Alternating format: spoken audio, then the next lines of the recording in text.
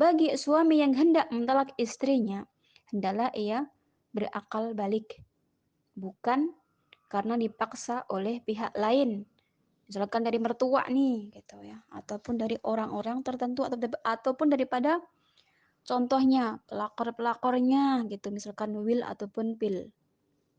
Ya, pria idaman lain ataupun wanita idaman lain. Yang pertama adalah talak paksaan. Ucapan ataupun perbuatan yang dilakukan karena paksaan orang lain tidak bisa dihukumi demikian ditujukan oleh dalil syara baik secara garis besar maupun terperinci. Bahkan dalam masalah iman sekalipun Allah Subhanahu wa taala tidak menganggap kafir orang yang dipaksa mengucapkan kata-kata kekafiran. Ilaman ukriha wa qalbuhu mutmainu bil iman. Kecuali orang yang dipaksa kafir padahal hatinya tetap tenang dalam beriman, dia tidak berdosa. Jadi hati pusatnya daripada ataupun mesinnya iman itu ada dalam kolbu kita. Jadi apabila pemaksaan itu tidak bisa membuat orang betul-betul kafir atau musyrik, apalagi pemaksaan dalam masalah lain, Allah sendiri berfirman, Rabbana wala tuhamilna mala taqata lana bih. Ya Allah, janganlah engkau bebankan kepada kami apa yang tidak sanggup kami memikulnya. Surat Al-Baqarah ya. Kemudian, sungguh aku telah kabulkan doamu. Ini adalah menurut dari sebuah hadis yang sah dari Nabi SAW bahwa apabila Allah diseru dengan doa tersebut, maka jawabnya pada hambanya adalah sungguh aku telah kabulkan doamu.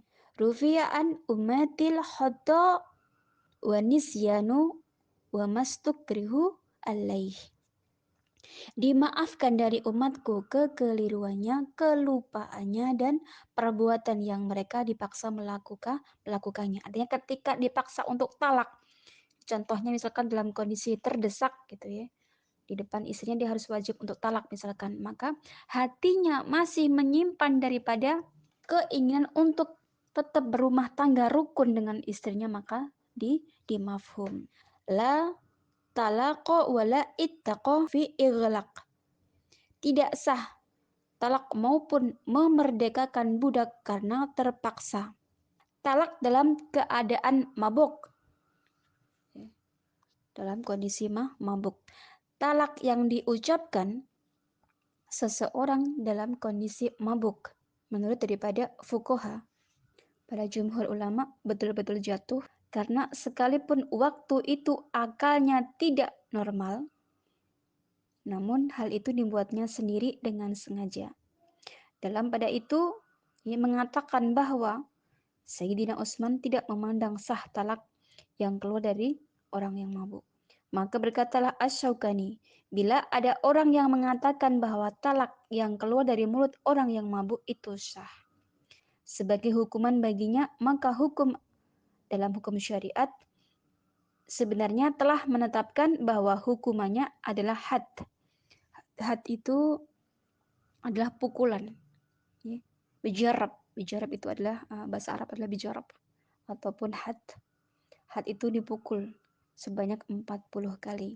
Dan kemudian sebelum adanya pengharaman khamr, kemudian ini As-Syaukani ini melanjutkan daripada Sayyidina Hamzah pernah mabuk lalu kepada Nabi SAW bertanya, dan kepada Sayyidina Ali ketika menemui mereka dalam kondisi mabuk, kalian tidak lain adalah budak-budak ayahku. Andaikan kata-kata orang mabuk itu bisa dihukumi, maka tentu kata-kata ini merupakan kekafiran. Kesimpulannya adalah orang mabuk yang hilang akal itu tidak bisa dihukumi talaknya dengan talak yang sah. Kemudian talak dalam kondisi keadaan marah. La talaqa wala itaqa fi ighlaq. Tidak sah talak maupun memerdekakan budak karena terpaksa. Jadi dari keterangan daripada hadis As-Syaukani tadi bahwa ahli tafsir ighlaq artinya dipaksa. Tafsir yang lain dalam kondisi atau keadaan yang marah. Kadang-kadang lagi berdebat apa gitu tiba-tiba mengucapkan dalam kondisi yang marah. Ya. Adapun yang diucapkan sesudah itu yakni setelah difikir dalam-dalam dan dipertimbangkan segala sesuatunya bahkan sampai mengajak berunding, barulah talak diucapkan. Apakah ini juga disebut masih marah gitu ya? Karena kan kadang-kadang itu pikiran kita naik turun ya. Kemudian talak main-main atau tidak disengaja atau bercanda. An Abi Hurairah radhiyallahu anhu qala Rasulullah salasu jidduhunna jiddu wa hazluhunna jiddu an-nikahu wat talaku wa raj'ah. Dari Abu Hurairah, Rasulullah bersabda, ada 3 perkara yang sungguh-sungguhnya menjadi sungguh dan main-mainnya menjadi sungguhan, yaitu nikah, talak dan rujuk. Dari Abu Zar, man talaku wa huwa laibun fatalaqahu jaizun wa man a'taqa wa huwa laibun fa'itkuhu jaizun wa man nakaha wa huwa laibun fanikahuhu jaiz. Barang siapa mentalak istrinya dengan main-main, maka talaknya itu jadi. Barang siapa memerdekakan budak dengan main-main, maka ucapannya itu jadi. Dan barang siapa mengawininya seseorang dengan main-main, maka nikahnya itu pun jadi. Artinya dihukumi adalah sah.